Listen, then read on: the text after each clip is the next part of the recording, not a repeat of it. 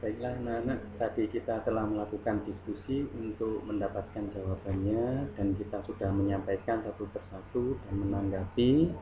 Kemudian Bapak akan menjelaskan terkait materi apa yang telah kita diskusikan tadi. Materi kita yang berkaitan dengan diskusi tadi adalah teks ceramah. Jadi dalam kehidupan kita sehari-hari itu tentunya tidak bisa terlepas dari ceramah. Bapak saat ini sedang melakukan ceramah kepada kalian, yaitu menyampaikan suatu informasi yang berkaitan dengan apa yang kita pelajari hari ini. Jadi dalam kehidupan kita sehari-hari tidak bisa terlepas dari ceramah. Nah, baiklah anak-anak, kita lanjutkan bahwasannya di dalam ceramah itu ada pengertian yang di situ akan Bapak jelaskan ya, pengertian ceramah, khotbah dan pidato yang di awal tadi sudah disampaikan atau ditanyakan oleh teman kalian ya, apa perbedaan antara ceramah, khotbah dan pidato. Bapak akan menjelaskan ya. Yang pertama nanti kita akan belajar tentang pengertian ceramah, khotbah dan pidato. Kalau ceramah adalah kegiatan menyampaikan informasi yang bersifat pengetahuan, nasihat dan lain-lain di depan khalayak. Jadi ceramah adalah menyampaikan informasi, pengetahuan, nasihat, dan lain-lain di depan khalayak. Itu untuk pengertian ceramah. Kemudian untuk khotbah adalah pembicaraan di depan umum yang berisi penyampaian pengetahuan keagamaan atau praktik beribadah dan ajakan-ajakan untuk memperkuat keimanan. Sedangkan pidato adalah pembicaraan di depan umum yang cenderung bersifat persuasif, yakni bersifat ajakan ataupun dorongan pada khalayak untuk berbuat sesuatu. Nah, itu tadi dari pengertian ceramah, khotbah dan pidato, ketiganya mempunyai pengertian yang berbeda, gitu ya.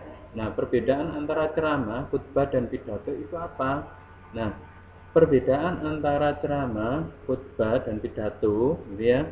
Kalau ceramah itu adalah posisinya adalah dua arah, yaitu antara penceramah dengan pendengar, ada interaksi timbal balik, yaitu menghubungkan atau bisa memberikan pertanyaan kepada pendengar. Nah, sedangkan untuk khotbah dan pidato memiliki tujuan satu arah, tidak diperkenankan atau tidak diperbolehkan mengajak pendengar untuk bertanya jawab ya. Nah, untuk selanjutnya Pak akan menjelaskan tentang tujuan dari ceramah, khotbah dan pidato. Yang pertama, tujuan dari ceramah adalah informatif. Informatif itu maksudnya apa? Yaitu di sini penceramah memberikan atau menyampaikan informasi-informasi yang sifatnya penting. Kalau ceramah di situ membahas tentang ilmu pengetahuan, ya disampaikan ilmu pengetahuan dan lain sebagainya yang berhubungan dengan informasi kehidupan kita. Kemudian tujuan yang kedua yaitu persuasif. Persuasif itu bisa mengajak, ya, mengajak atau mempengaruhi. Jadi di sini penceramah itu mengajak kita untuk pada hal-hal yang sifatnya itu harus dilakukan atau apa yang disampaikan oleh penceramah. Jadi di situ memiliki tujuan secara tidak langsung yaitu mengajak atau melakukan perbuatan-perbuatan yang baik. Kemudian argumentatif.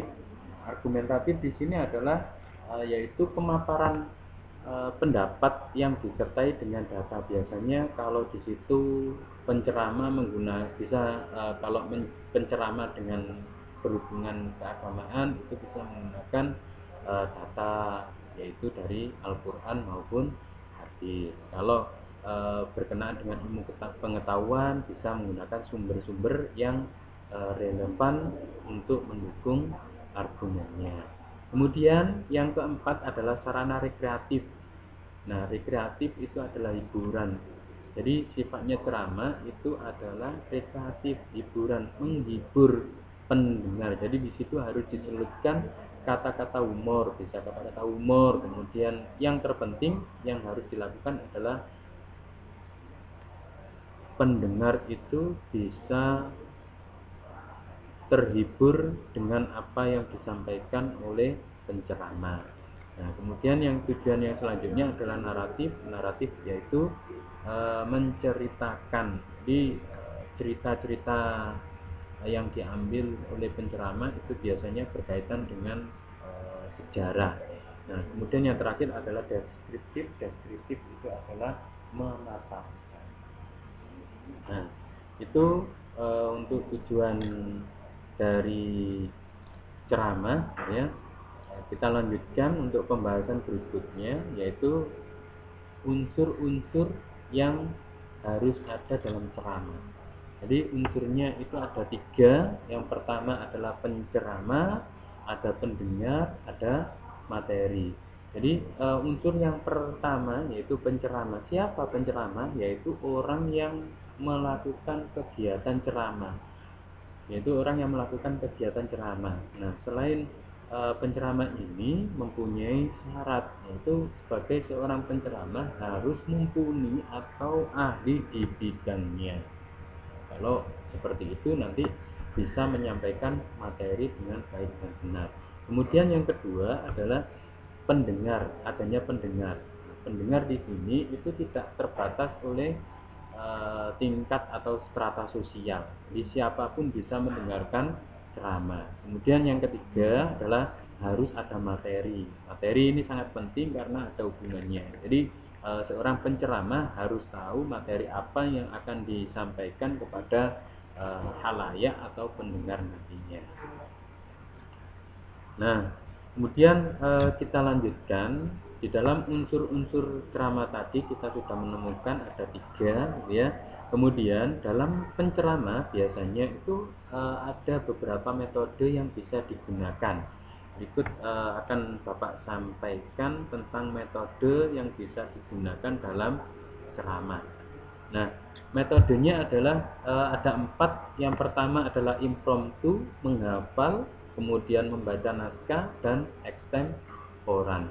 Nah, untuk metode yang pertama yaitu metode impromptu. Impromptu itu secara langsung. Jadi bukannya tanpa ada persiapan, di situ memang sudah ada, hanya saja penceramah itu lebih siap karena sudah menguasai topik permasalahan yang akan disampaikan. Jadi di situ sudah ada yang namanya kerangka.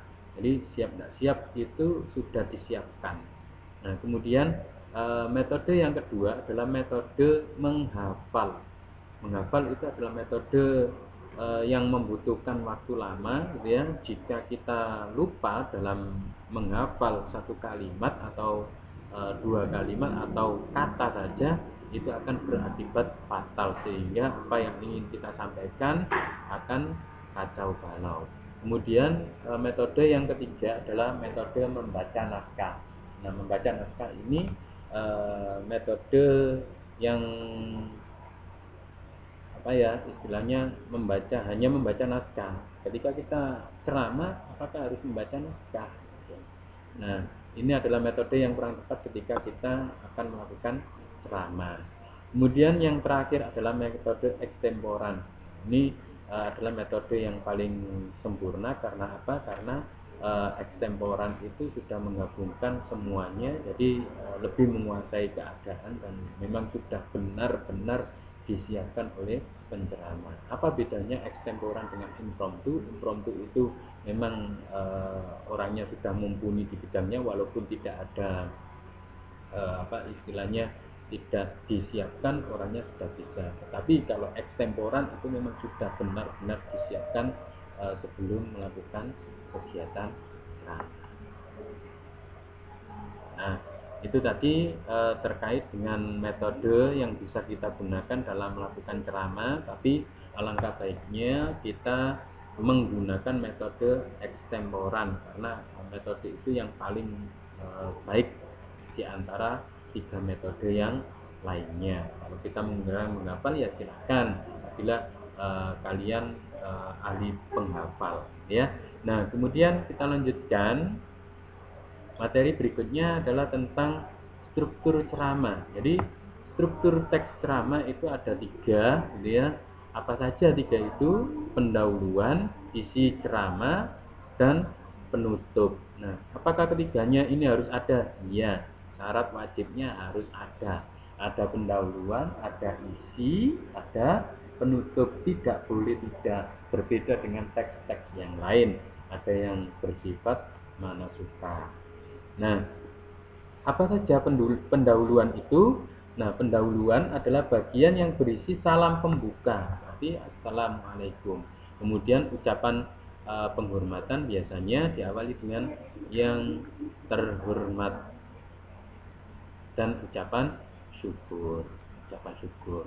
Nah, kemudian pada bagian pengantar ini ya, selain ada bagian pembuka, ucapan penghormatan dan ucapan syukur ya, harus ada bagian pengantar yang mengarah pada topik. Biasanya bisa dibuka dengan tema yang akan saya sampaikan adalah, atau bisa juga dengan seperti itu, atau dengan yang lainnya, bergantung pada siapa yang menyampaikan itu. Kemudian yang kedua adalah isi ceramah. Nah, isi ceramah itu berisi paparan dari penceramah yang berupa pandangan umum, bisa ilustrasi atau materi-materi yang sifatnya di situ berupa motivasi, cerita, dan lain sebagainya. Nah, kemudian di dalam isi ceramah itu juga mengandung ide besar yang ingin disampaikan kepada pendengar. Itu yang terpenting. Kemudian yang terakhir strukturnya adalah penutup. Nah, di dalam penutup itu biasanya ada simpulan. Simpulan ini dibuat oleh siapa? Dibuat oleh si penceramah. Ya. Nah, biasanya berupa ajakan. Kemudian yang terakhir adalah ucapan permintaan maaf. Biasanya ditutup, demikian yang dapat saya sampaikan, kurang lebihnya saya mohon maaf yang seikhlas-ikhlasnya. Seperti itu. Bisa juga demikian yang dapat saya sampaikan, billahi taufiq wal hidayah, dan lain sebagainya.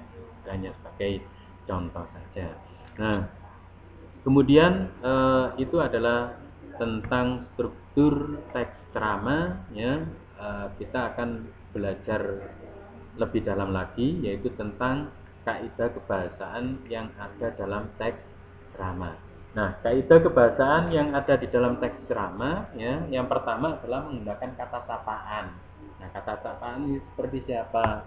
Bapak-bapak, ibu-ibu, hadirin, hadirat, muslimin, muslimat, mukminin, mukminat, dan lain sebagainya. Itu pasti ada, ya. Kemudian yang kedua adalah menggunakan kata ganti orang pertama. Bisa saya, kemudian diganti dengan kami, kemudian kita. Kata-kata tersebut yang lebih sering digunakan dalam teks ceramah. Kemudian menggunakan pernyataan berupa definisi. Nah, di situ bisa menggunakan kata-kata yang ditandai dengan adalah, ialah, merupakan, yaitu, dan lain sebagainya. Kemudian yang selanjutnya adalah menggunakan kata teknis atau peristilahan. Nah, kata teknis atau peristilahan ini biasanya muncul sesuai dengan apa yang disampaikan oleh penceramah. Tidak terpatok apapun. Bisa ketika ingin menyampaikan pendidikan itu nanti juga termasuk bagian dari kata teknis atau kata istilah. Kemudian yang selanjutnya menggunakan kata persuasif atau kata harapan. Nah, di sini biasanya penceramah akan menyisipkan kata-kata persuasif di akhir ceramah saya, marilah kita. Nah, biasanya gitu. Atau di dalam pembuka ceramah biasanya diajak, marilah kita bersama-sama mengucapkan syukur alhamdulillahirabbil alamin. Nah, itu juga bagian dari kata-kata persuasif. Kemudian menunjukkan hubungan sebab akibat atau kausalitas. Nah, di sini biasanya ditandai dengan kata-kata tetapi. karena, oleh karena itu, oleh sebab itu, dan lain sebagainya.